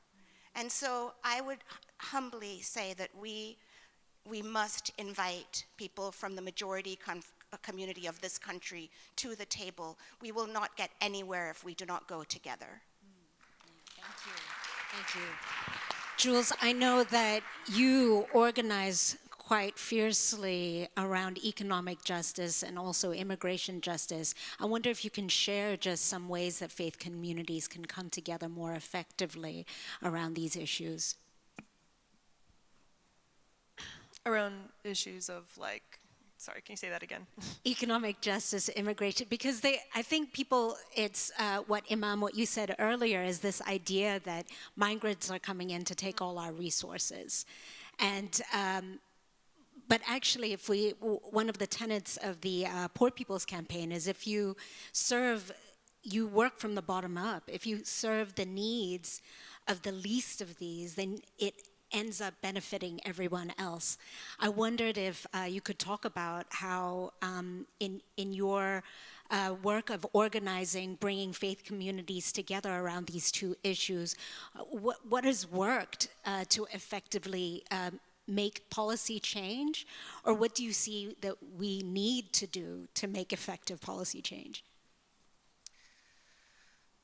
That's a great question. So I would say in the forming of these coalitions, right, there has to be the coalitions between Jewish folks or Muslim folks and Christian folks, there has to be a lot of trust before the work is done in a meaningful, long-standing way. And, trust is not automatic, right? And it's vital that everyone stepping into that coalition is aware and open to learning about all of their identities, right? I think it's so important that as mostly white Jewish people in my organization, that we recognize our privilege as white people, as someone who has papers.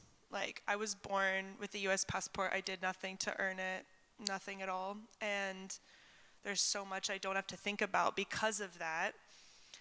And as well, just this intersectionality that we all have to be intentional about and continue learning about. And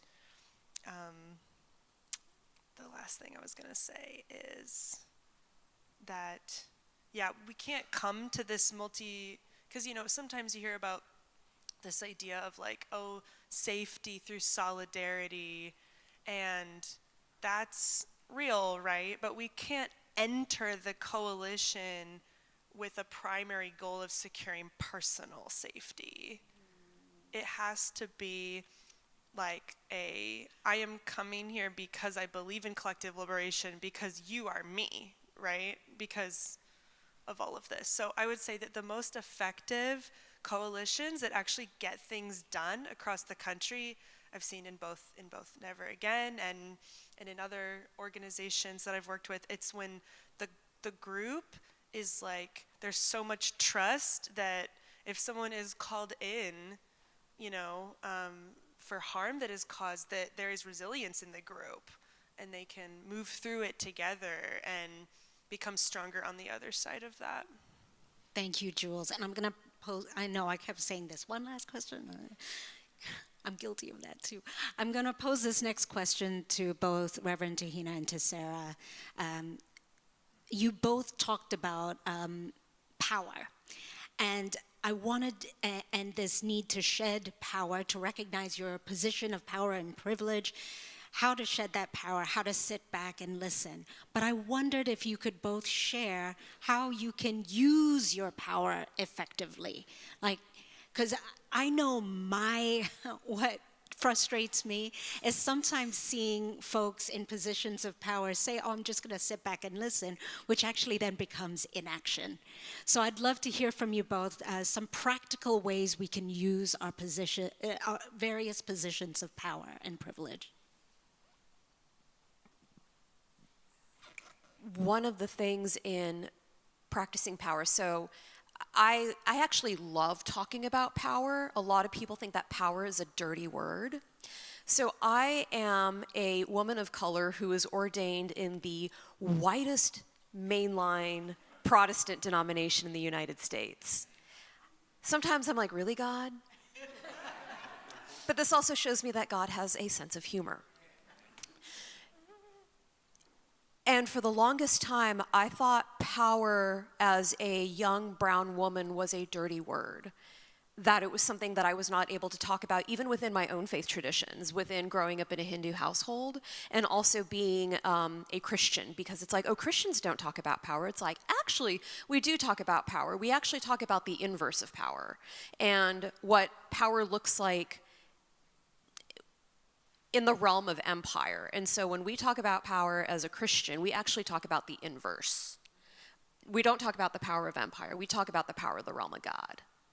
The power of the realm of God is something that is within so like the Lord's Prayer, thy kingdom come, thy will be done on earth as it is in heaven. We're working for that power. We are working for that power. And so everybody has the ability to act. And Sunita, I was thinking about what you had said, that like inaction within itself is actually still an action. That is the utilization of power. And so one of the things that I've learned within the faith traditions that I have been in is figure out your non-negotiables when it comes to power. What are you willing to give up? But because people do have breaking points, because we are human. And I encountered this in one of my ministry calls. And the older white male senior pastor had said, if you ever write like this again, you can't keep doing this. And my power is my voice. My power is my words. And I come from a tradition that says the word made flesh came to dwell among us. And so we are to use that as our faithful example. And so it's like, you are telling me to not use my words. You're telling me to not embody words that are meant for, that I feel that are a call for the greater good. And so the next time he had asked me to pipe down, I actually handed him my letter of resignation. Good for you. Yeah.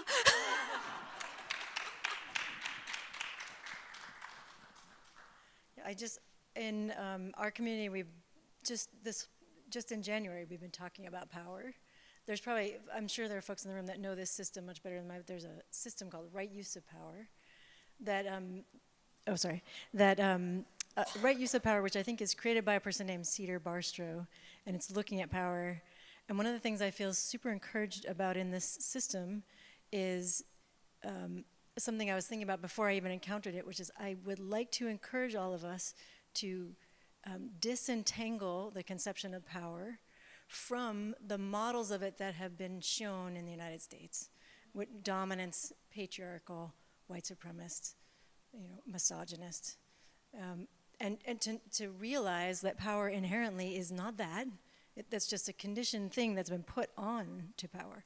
Inherently, as you were saying, like, it's not I think so many of us I'll say for myself, I looked at power and was like, well, that's causing a bunch of problems. I don't want any part of it, But then that does this thing, as you're pointing to, Mary, of like, if I disavow my power, I can't be responsible for what's happening with it, there's a positionalities that I have that they have power. You know, as a priest, as a religious leader, I have power. I have to keep I can't get confused about that and be like, oh, but I'm just like everybody else. Like I am, I also am. But when I'm speaking, like I have to watch the roles I'm in. So in this system, she talks about personal power, role power, and status power, which again, I'm sure some of you heard of. But I love this idea that personal power is like everybody's got it. And one of the things we can do with it is build our resiliency. Part of like what Jules was pointing to, you know, to build our sense of self-worth, do practices that allow us to actually be clear, no matter what society tells us, which is the status power part, totally unearned, conferred crap onto people, but you know that we have a sense of our own personal power, and we can cultivate skill actually to have a resilience. So somebody like me can go into a setting and somebody could say, that thing you said actually pissed me off. You know, you're saying this, or even, you know, I am a white woman in an East Asian tradition, you know. It's a Japanese tradition that I come from. Some people come in and it is painful for them that I'm the priest. And I can hear that. It took some effort to learn, you know, and some community helping me. But like now I can hear that, and that is important for me to hear. But it doesn't mean I just like take my robes off and run away and give up my power, you know. So it's a dance. Thank you for asking about it. Can I add one more thing about power? Yes. I think within community organizing training, like faith-based community organizing training, the one thing that still blows my mind to this day is that power is neutral. It is how we approach power that alters the lens through which power is viewed, but that power is actually neutral. And whenever I think about power and approach power, it's just kind of like, it will be determined through the facet through which I project it onto the world. Determined through the facet by which I project it through the world. And, you know, to quote Spider-Man, the Tobey Maguire 2002 version, with great power comes great responsibility. And like, I use that clip all the time in training because it is true. Because you need to be really super duper responsible, because you are like, you know, we are dealing with people's spiritual lives, their physical lives, their well-being on so many different levels. And that's why handling power comes with an immense amount of responsibility, because it's not just about us. Thank you all. Last round, well, there are going to be more rounds, but a round of applause for our panelists.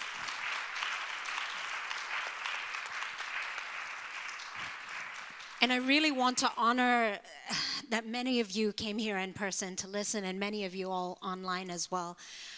We do only have time for one question. So if you have a burning question, please come up. There's a mic here, and make it a good one. For our panelists. Thank you. Thank you. Okay, so... and please introduce yourself. Yeah. Sandra Chapman, I'm a lay leader here at Riverside Church. And I feel like, Reverend Sarah, you invited this question, and Sunita, you started to talk about it. So here's the question. What are groups or embodied people that your particular faiths are still struggling to include? So I thought about transgender community, polyamorous people, Republicans, females who don't want to get married and have children. Like, the list can go on. And, you know, who are we, you all, still struggling to, like, our faith community has a hard time with this group. We're really struggling with this. We have not invited those bodies. Thank you. What a question. That was a really good one. Shall I go? Well, Hindus. I was on a panel at before COVID at some point with Linda Sarsour, and she got up and did her, you know, booming thing, and she said at one point that what her message of justice is one that she takes into mosques regularly, and that it's a mainstream message in her community. And I remember thinking then, and I certainly am feeling it now, that I am so far from so far in time and distance from saying something that feels mainstream in my community. In fact, in the Hindu community at large, whether it's in India or anywhere in the diaspora, if I go into any of the temples, I'm probably seen as an anti-Hindu, fake Muslim, fake communist, I don't know, all the things they say. And I don't experience the thing that Linda said. And so I thrive in coalitions that come together like this, coalitions of conscience. And so in those intentional coalitions, there's room for everyone. And everyone is welcome. And if somebody isn't represented, we will all work hard to make sure that, we name it and make space. But in my own community, I'm struggling for a message that I don't see as radical. It's a message of love and inclusion. And I find while my religion has a deep sin and blemish of caste, which I think the first order of business for a progressive Hindu is to reject it in all forms, I also think, as you have heard me say, that I think that there's deep, deep, deep teachings of love within my religion, and I don't think that to advocate for radical inclusion is at all, something that should be so threatening. And so hopefully, if not in my lifetime, in our collective lifetime, we will live into a time where a message of inclusion is mainstream in the Hindu community. Thank you. Others want to chime in quickly?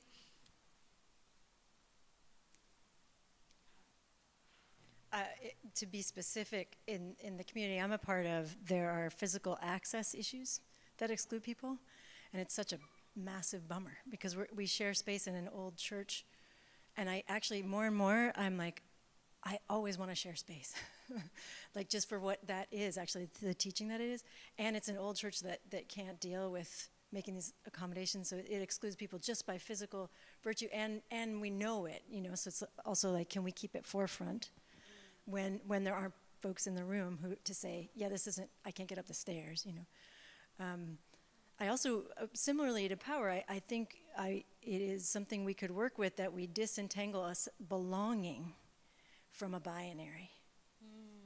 That belonging itself doesn't, again, for me in my acculturation in this country, belonging was given to me, like, my son does this, he's like, well, who's the bad guys? And I realized, like, I don't want that, still though, he's infected.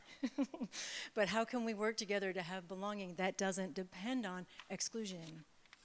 I'll also just lastly say, like, a number of people in my family of origin are poor white people, like poor.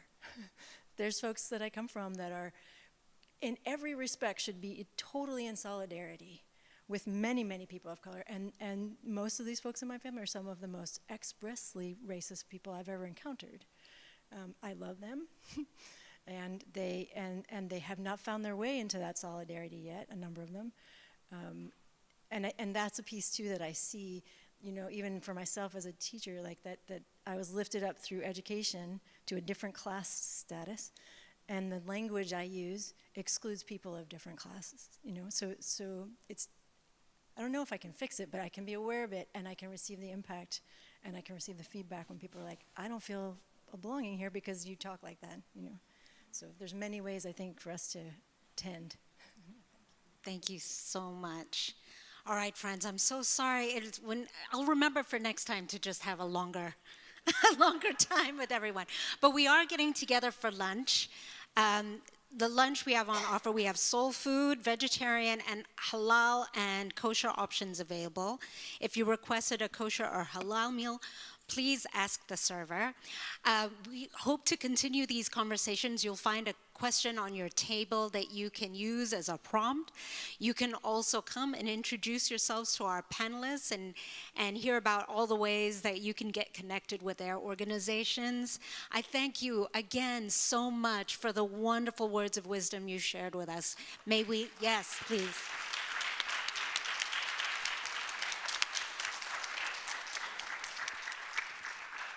May we take from this time this charge to work together in solidarity, to realize that that everyone's deserving of love, everyone's deserving of safety, security, of food, of a roof over our heads, the right to thrive and be our full selves unapologetically. May we all take that charge together.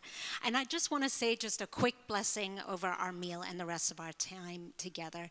Creator God, we thank you for the ingredients, the food that we're about to eat, the hands that collected them, transported them to the various pantries and kitchens, the hands that prepared the meal. May you bless all the hands that prepared this meal, and we thank you for your continued provision. May the food that we eat today and the time that we share together sustain us for flourishing, to do this work that you call us to, towards solidarity, towards justice and love beyond all divisions and boundaries. Amen.